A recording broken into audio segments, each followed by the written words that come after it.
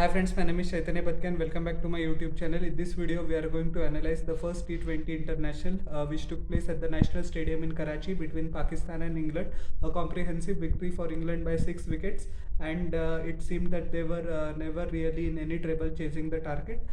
England won the toss and chose to bowl first, which is the trend normally in the T20 games, whether it is international cricket or the league cricket. Pakistan managed 158 for 7 in their allotted 20 overs. I think they were 10 to 15 runs short, and it showed in the final result. Mohammad Rizwan played a brilliant hand. There has been a lot of debate lately about his strike rate, but in this innings, he ensured that he scored at a fair clip and also got the boundaries which were needed for Pakistan at that particular interval. 68 of 46 deliveries, which includes 4 boundaries and 2 sixes. Moeen Ali accounted for his dismissal. He was caught by wicketkeeper Philip Salt behind the wicket, but Mohammad Rizwan gave a nice impetus to the Pakistani innings. Babar Azam, Pakistani skipper, looked in great touch. 3 boundaries for his 31 of 24 deliveries, but he was undone by a terrific googly of Adil Rashid. Actually, he could have defended that ball, but he decided to smack it towards mid wicket, and that how it costed him his wicket. Haider Ali scored 11 of 13, never really looked at home. He was dismissed by Sam Curran. Shan Masood also, there has been a lot of debate about his inclusion. His supporters were saying that he should have been included a long time ago, and his critics are of the view that he doesn't even perform well in Test cricket. What kind of expectations you have drafting him into the T20 side? But he performed brilliantly well in the National T20 Cup, and his record in the white ball domestic cricket in Pakistan has been exemplary. That forced the selectors led by Mohammad Wasim for his inclusion. Unfortunately, he couldn't do much in this game. 7 run a ball with just a single boundary. Adil Rashid dismissed him. Iftikhar Ahmed scored 28 of 17 deliveries, which includes 3 massive sixes. Once again, he was looking very good, but that is the problem with Iftikhar, that he doesn't convert his 20s, 30s into 50s and 60s for Pakistan. And once again, that proved his bane. Luke Wood got him. Luke Wood had a fantastic debut, which I will come in a few seconds. Mohammad Nawaz also disappointed, couldn't perform up to his potential in this game. 4 of 5 deliveries. Naseem Shah was out for a golden duck as well, and by Luke Wood. So Pakistan, as I said at the start of the video, were 10 to 15 runs short. Excellent bowling, especially by Luke Wood towards the latter stages of the inning, and he was ably supported by Richard Gleeson as well in the middle overs. It is very perplexing to me that Moeen Ali didn't complete his quota of 4 overs. His 2 overs, 13 runs. Richard Gleeson bowled brilliantly well, but some permutations and combinations there are in the T20 format. So okay, no worries. David Willey was the most expensive English bowlers. Didn't find his length at all. Was taken to the cleaners by Rizwan in the power play, and struggled in the death overs as well. In 4 overs, he gave away 41 runs. Sam Curran with the respectable figures of 4 overs, 30 runs, but he couldn't take a wicket. Luke Wood had a fantastic outing. 4 overs, 24 runs, and 3 wickets, just 6 runs per over. Actually, he ensured that Pakistan doesn't get past 175 to 180. He has brilliant pace, constantly 140 and 145 range in between that, and he seemed pretty accurate. And it will be interesting to see whether the team management picks him in the playing 11 in the World Cup, because on the basis of this outing alone, I think he has the potential. Richard Gleeson, as I said, 2 overs, 13 runs, mixed his cutter slower ones well. Adil Rashid in 4 over gave away 27 runs and took 2 wickets, including the prize wicket of the Pakistani skipper Babar Azam. Kept a lid on things.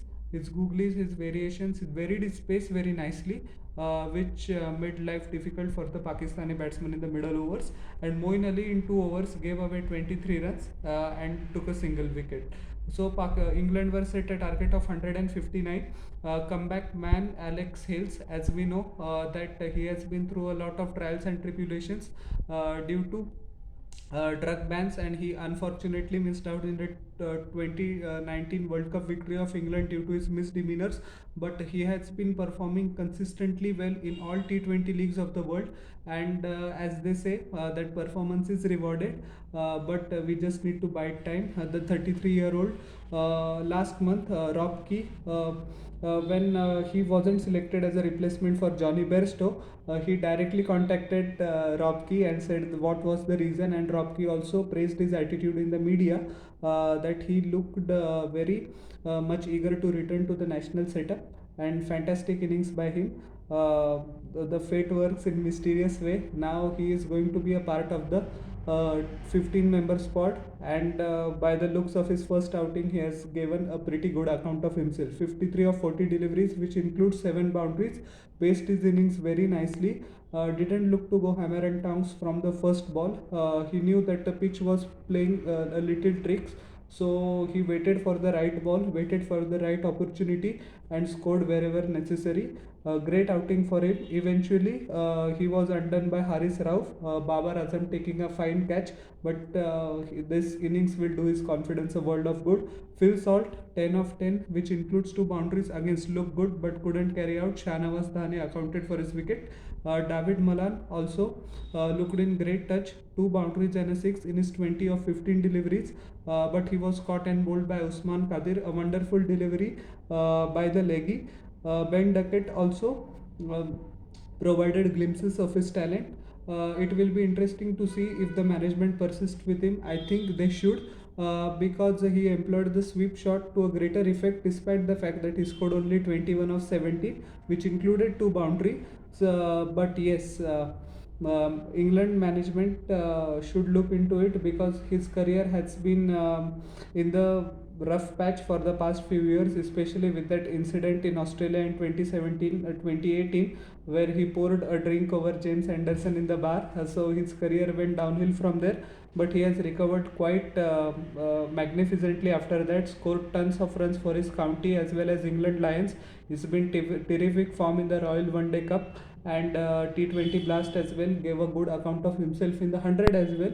So he came back into the selectors' radar, and yes, he will be given a lot more games. The management should give him a lot more games, despite the fact that England's strategy in this series is to use a lot of cricketers at their disposal, all to give them much needed practice and to look out who fits into the 15-man squad for the World Cup. Harry Brook, once again, we know that his talent is limitless, and he showed exactly that. Yeah, he has played in the PSL for a couple of seasons, and it showed. 42 of 25 deliveries, which includes 7 boundaries, picks the gap very well. Equally well, he plays equally well towards the offside, as well as his game towards the leg side is also shaping up pretty nicely. Finds the gap at regular intervals, so that is the difference between a great batsman and a good batsman. A great batsman finds the gaps, where the good batsman sometimes finds the fielders. So yes, showed his range of hitting as well. He can hit the fast bowlers, not in this innings, but he can hit the fast bowlers over their head of wicket keeper also. So that is the talent that he possesses. Moeen Ali in 7 runs, just 9 deliveries. He couldn't get going, but that wasn't needed. Harry Brook ensured that England safely win this game without any too much leg twist and drama. For Pakistan, Naseem Shah was very expensive. In 4 overs, he gave away 41 runs. Unfortunately, couldn't pick up a wicket. His line and length was all over the place. I think he should have bowled a lot fuller, but he persisted with the back of length, with Alex Hales and other English batsmen making merry. Mohammad Nawaz in 4 overs, he gave away 20 runs. Mixed his pace very well, used the angles at the crease, and ensured that he didn't give freebies to the batsman to cut through the offside or down the leg side as well. So a pretty encouraging performance from Nawaz as well. Shahnawaz Dhani was expensive despite the fact that he got the wicket of Philip Salt. 3 overs, 3.2 overs, 38 runs, 1 wicket, nowhere near good enough. Doesn't do justice to his talent, I would say, but he will take a few games to get into the rhythm, and the Pakistani team management should give him more game time to develop. Haris Rao bowled wonderfully well, 4 overs, 23 runs, 1 wicket, kept a tight lid on things and made sure that at least the match was interesting and it went to the final over. Usman Qadir, although he gave runs at 9 runs per over in his quota of 4, he still picked up 2 wickets. He's finding his line, finding his length. The problem with Usman Khatir is that he has one good game and two bad games. So I think he gave a decent account of himself in this innings, flighted the ball very well, mixed his pace up. But the English batsmen were way too good in the middle overs for him. But this outing and the couple of wickets should do his confidence a world of good, and he will bounce back in the next game. So how did you like my analysis of the first T20? Please tell in the comment section below, and don't forget to like, share and subscribe to my YouTube channel and press the bell icon for further notifications. We'll meet in the next video. Till then everyone, bye, and requesting to everyone once again, please subscribe.